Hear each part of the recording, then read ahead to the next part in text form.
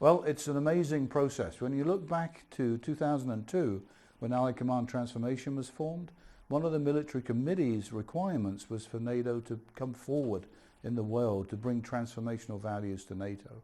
One of those is using education and training for school delivery or for education and training delivery. And so from a very early beginning, we started looking at this e-learning or advanced distributed learning concept. Many nations were looking at it, and indeed many academic institutions were doing it as well. So part of our mission at NATO School is to train e-learning across all of NATO, to the nations, to the centers of excellence, to the partnership training education centers, and indeed educate new nations on the process of e-learning. So we've come a long way, and from what was a 4-day course we used to run just on demand, we wanted to institutionalize it. We wanted a course at NATO School.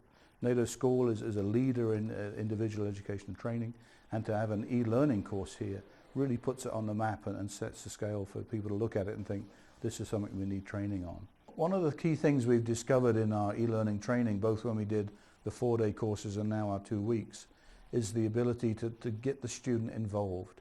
They don't want to just be listening, we have to get them thinking, and many students have told us the only time they really learn is when they're doing.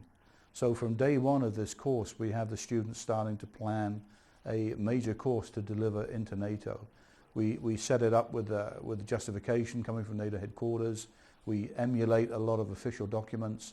So the students really get a sense that this is a course in demand and really is being built. So it's quite exciting to have the students here developing and looking at a course to develop in the same way we're doing it in real time.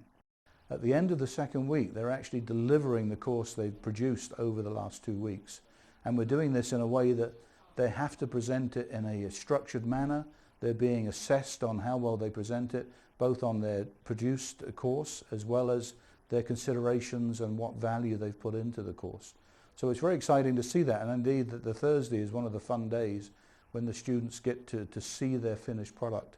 And we offer prizes and we make it a fun event.